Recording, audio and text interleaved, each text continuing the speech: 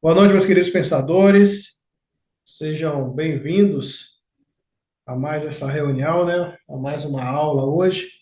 E nós hoje vamos falar sobre o capítulo 10, que fala sobre persistência. Eu vou falar uma coisa para vocês. Para mim, dentre os 13 princípios, esse aqui é o principal. Porque não adianta você ter nenhum dos outros princípios em ação se você não tiver isso aqui. Persistência. Então, nós vamos abordar aqui alguns temas, algumas partes, né, divididas aqui, com relação a dinheiro, com relação à causa, né, da persistência.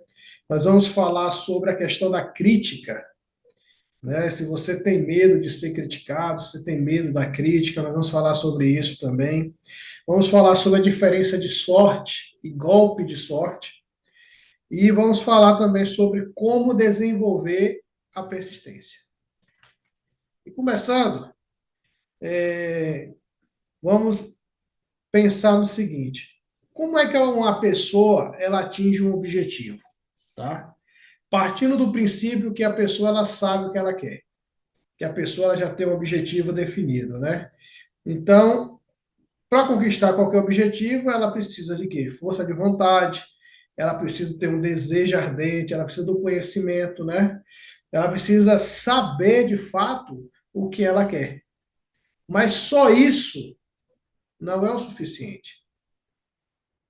Se a pessoa ela não tiver persistência, que é diferente da insistência, ela não vai alcançar o objetivo. Porque muitas vezes nós fazemos um plano, nós temos um plano de ação, e esse plano não sai como o planejado. Eu acho que já aconteceu isso com vocês aqui. Isso já aconteceu comigo também. Mas o que nós temos que ter em mente é sempre o objetivo final. E a persistência, ela serve justamente para isso. Para que você faça o quê?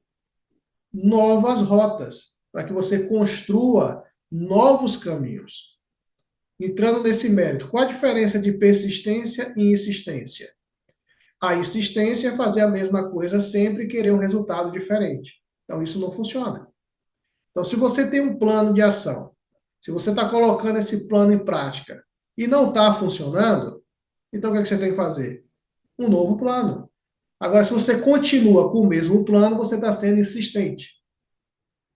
E a partir do momento que você cria novos planos que vão te levar ao teu objetivo final, você está sendo persistente.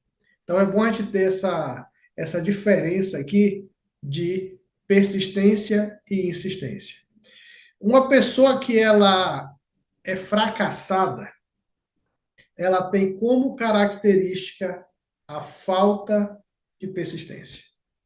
Ela começa muito bem, ela começa empolgada, mas diante da primeira dificuldade, o que é que ela faz? Ela desiste. Ela para no meio do caminho. E aqui nós temos que ter cuidado com a inércia mental. O que seria isso, Pedro? O que seria a inércia mental? É a paralisação da inteligência, é a ausência de quê?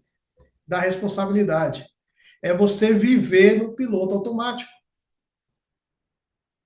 Em resumo, em outras palavras, é você seguir a manada, é você não pensar, é você deixar que os outros pensem por você, é você deixar que os outros decidam por você. Então temos que ter muito cuidado com essa inércia, né? Com essa falta de responsabilidade. Porque o que é que acontece? O nosso objetivo é de responsabilidade de quem? Dos outros? Não. O meu objetivo a ser conquistado é responsabilidade minha. Não é responsabilidade da minha esposa, não é responsabilidade das minhas filhas, não é responsabilidade do prefeito, do presidente. Não, é responsabilidade minha. E a partir do momento que eu sei onde eu quero chegar, O mínimo que eu tenho que ter é o quê? Persistência. Se você for pegar ao longo da história, todas as pessoas de sucesso, como característica, elas eram persistentes. Elas se tornavam o quê? Implacáveis. Porque diante da dificuldade, ela só fazia o quê? Corrigir a rota e seguir em frente. Então, só para você ter uma noção de como é importante a persistência na nossa vida. Isso seja em todos os sentidos, em todas as áreas da vida.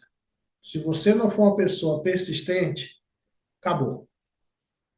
Você já está derrotado, você já está o quê? Fracassado. E como aqui nós estamos estudando, falando essa questão de riqueza, nessa questão de dinheiro mesmo, de acumular muito dinheiro, vem aquela pergunta: como é que existem pessoas que acumulam muita fortuna e existem pessoas que não acumulam fortuna? A resposta é simples: consciência. As pessoas têm consciência de dinheiro ou consciência de pobreza. Consciência de dinheiro quer dizer que você tem que saber jogar o quê? O jogo do dinheiro. Você tem que entender como é que ele funciona. E a consciência de pobreza é você acreditar que você está condenado ou condenada a viver uma vida de quê? De escassez. Você acaba o quê? Aceitando isso. Só que isso é uma mentira. Na verdade, nós sofremos essa programação ao longo da nossa vida para ter essa consciência de quê? De pobreza. E eu vou falar uma coisa para vocês. Se você não decidir, se você não escolher a riqueza, a pobreza já te escolheu. Sem nenhum esforço. Ela já está dominando você, ela já está dominando a sua vida. E com relação, mais uma vez, sendo redundante, à persistência, existem causas. Aí aqui a gente fala mais daquela lei, né, de causa e efeito. Quais são as causas da persistência? Listou aqui, no livro listou 8 causas da persistência. E eu anotei aqui. Causa número 1, definição de objetivo, que é saber o que você quer. Causa número 2, desejo intenso. Causa 3, autoconfiança, que é acreditar na sua capacidade. Causa 4, definição de planos. É você ter planos organizados que vão te levar a conquistar o seu objetivo final. Causa 5, conhecimento preciso. É você de fato saber e não adivinhar. Nós falamos sobre a questão já do conhecimento especializado, né, do conhecimento organizado. É o conhecimento. Causa 7, cooperação, que nós temos que ter a simpatia das pessoas. E a causa 8 é a força de vontade, que é concentrar os seus pensamentos em fazer planos para atingir o seu objetivo. Na verdade, essa foi a causa 7. A causa 8 é o hábito. Porque nós somos seres de hábito. Nós temos hábito de fazer e hábito de quê? De não fazer. Simplesmente é o quê? Hábito. Então, como vocês observaram, tudo isso é causa que vai levar como consequência o quê? A persistência. Por isso que se você tiver só saber o que você quer e o conhecimento que você precisa para aquilo, sem persistência você não vai chegar lá. Porque no percurso não adianta, você vai ser testado. Existe um guia oculto. Vocês podem dar o nome que vocês quiserem, né? Mas existe um guia oculto que ele entende que muitas vezes você está no lugar errado. Muitas vezes você está na posição errada para conquistar, para chegar no seu objetivo. Se você for pegar a história, né? Vamos puxar um pouquinho da história que tem nas Escrituras. Tem exemplos claros da ação desse guia oculto na vida deles. Como Davi. Davi foi rei. Mas antes de ser rei, Davi era o quê? Um pastor de ovelhas, certo? Só que Davi estava no lugar errado. Se ele permanecesse como pastor de ovelhas, ele jamais se tornaria rei. Então, esse guia oculto, ele tem um método, a forma dele de agir para colocar você no caminho certo. Então, esse guia oculto agiu, aí teve a questão do Golias, ele, né, na história, ele derrota o Golias, e depois, no decorrer da história toda, acaba que ele se torna rei em resumo. Outra história, de José. José também estava no lugar errado, com a família e tudo ali. E os irmãos fizeram o quê? Venderam ele como escravo. Depois ele passou por outra aprovação, quando estava lá que a mulher acusou ele justamente, ele foi preso. Então, esse guia oculto, ele tem a forma dele de agir. E nós temos que ter essa sabedoria para enxergar isso. Porque ele está nos direcionando no caminho certo. E na história, você sabe, José se tornou o segundo homem mais poderoso do Egito, abaixo apenas de quem? De Faraó. Mas se não tivesse acontecido tudo aquilo com ele, será que ele seria isso? E outros exemplos. Então, muitas vezes, até na nossa vida. O guia oculto, ele está agindo. Só que, às vezes, a gente não está enxergando.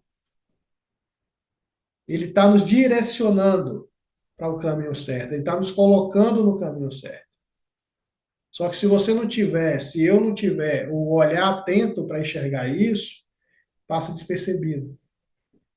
A gente perde a oportunidade. Lembra que já falou que a oportunidade ela vem de forma disfarçada? Lembra da história do Thomas Edison com Edson Barnes? Que a oportunidade dele aparecer para vender aquela máquina que ninguém queria vender? Então, isso que nós temos que ter, esse discernimento. Nós temos que saber realmente lidar e entender o que esse guia oculto quer fazer na nossa vida. E tudo isso tem a ver com a persistência. Você permanecer o tempo todo em busca do seu objetivo. Eu acho a história de José muito bonita. E eu falo uma coisa para vocês. Eu vou ser o José da minha família. Porque eu vou chegar no objetivo que eu tracei como meta para chegar lá. E eu espero que vocês também tenham isso na vida de vocês. Porque isso aqui traz a uma outra parte que é muito importante com relação à crítica. Medo de crítica. A crítica ela faz parte dos 6 medos básicos. Nós não vamos aprofundar aqui nesses medos, porque mais para frente tem um capítulo que fala só disso, dos medos básicos. Mas a crítica, ela faz parte desse medo. Ela faz com que você abra mão dos seus sonhos, porque você teme a crítica. A crítica, ela acaba com o seu desejo. O medo da crítica faz com que você desista o quê? Antes mesmo de começar. E muitas vezes você inventa desculpas para não fazer algo, e lá no fundo, essa desculpa nada mais é do que o quê? Medo de ser criticado. Medo de ser julgado. Nós queremos ser aceitos, né? Por todo mundo. Nós temos medo de expor muitas vezes o que nós pensamos, como nós somos. Às vezes nós temos medo até de gravar um vídeo. Porque a gente tem medo de quê?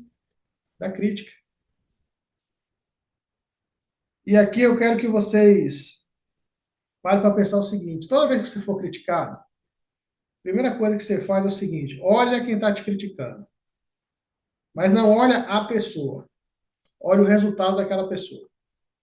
Para você saber se aquela pessoa ela tem um embasamento, né?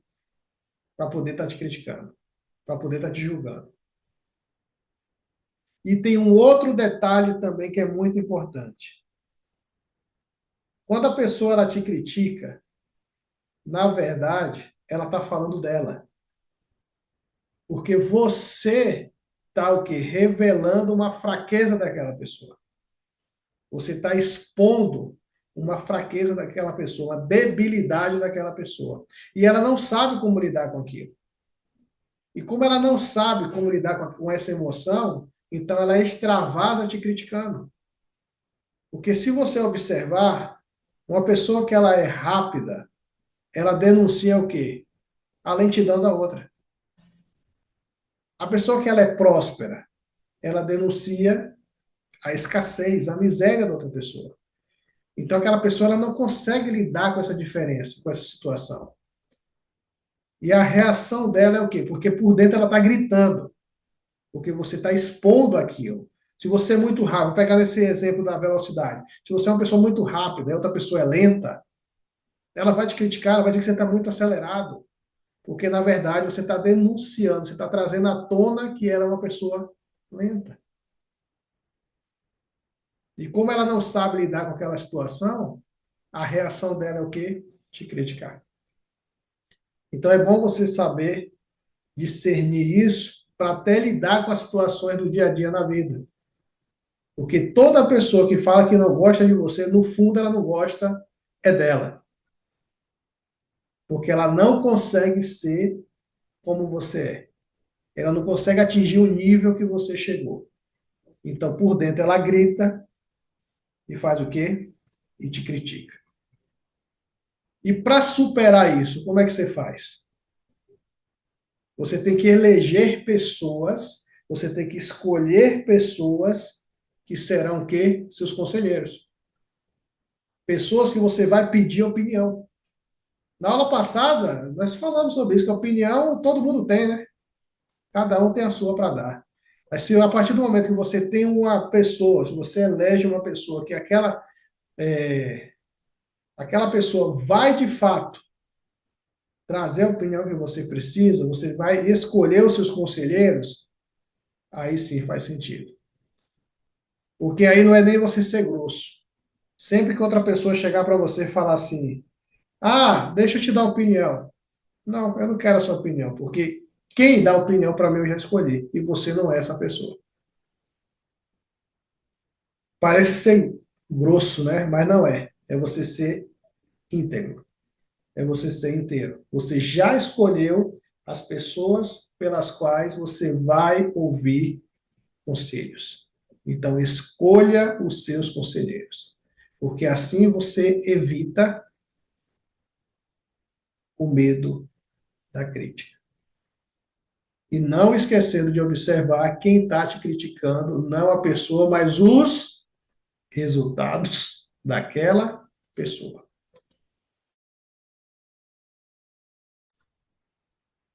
E mais um tema aqui que aborda, antes da gente finalizar, questão de sorte. Vamos entender isso aqui. Sorte e golpe de sorte. Sorte é o quê? É uma coisa completamente aleatória. Sorte é uma coisa imprevisível que você não tem controle sobre isso. E todo mundo aqui está sujeito a ter sorte, né? Lógico que sim. É imprevisível, mas não quer dizer que você não venha a ter sorte. Mas existe uma outra coisa que eu achei interessante que fala do golpe de sorte. E o que é que quer dizer isso, o golpe de sorte? É algo, o golpe de sorte é algo que você pode controlar através de quê? Objetivo definido, mas persistência. Porque olha só, é um golpe. Olha o nome, golpe de sorte. Ou seja, você está dando um golpe na sorte. Porque você tem um objetivo definido e você é persistente. É aquilo que as pessoas que olham só o palco, né? E não enxergam o bastidor, fala que você teve sorte para chegar onde você chegou. Só que, na verdade, você aplicou um golpe na sorte. Porque você tem um objetivo definido, você é persistente, você se prepara e você jamais desiste. Porque você não faz para dar certo. Você faz até dar certo. E esse até dar certo entra a persistência. Planeja isso aqui, planeja isso ali e vai planejando. Deixa eu dar um exemplo para vocês aqui. O ano passado eu fiz um projeto que o Douglas passou para a gente, que o Douglas me ensinou, na verdade, e o projeto era para esse ano, um ano depois, tá 100% ok. E começou bem o projeto. O projeto começou bem, só que quando chegou em dezembro, houve uma mudança na plataforma. Cara, o trem despencou de vez. Aí eu falo para você, esse projeto estava para me levar para um objetivo que eu já tinha definido na vida. Só que esse projeto, ele simplesmente parou de funcionar. E aí, só por causa disso você vai desistir do seu objetivo? Lógico que não. O que é que você tem que fazer? Que é o que eu fiz. Um novo projeto. Ou seja, persistência. Aquilo ali não funcionou, a gente encosta, começa um projeto novo. E continua sempre focado o quê? No objetivo final. Uma coisa que assusta é que 95% das pessoas, elas não sabem o que querem da vida. Isso é muito preocupante. Se você for parar para olhar, 95% da população não sabe o que quer da vida. 3% que dizem que sabem o que querem, elas são incapazes de descrever um plano prático para conquistar aquele objetivo. Olha que coisa assustadora. Por isso que a riqueza do planeta se concentra em apenas 2% da humanidade. E o convite que eu faço para vocês, para você, é que venha fazer parte desses 2%.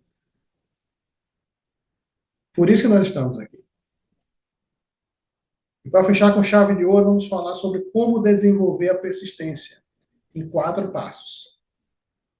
Passo número 1, um objetivo definido, apoiado por um desejo ardente de realização.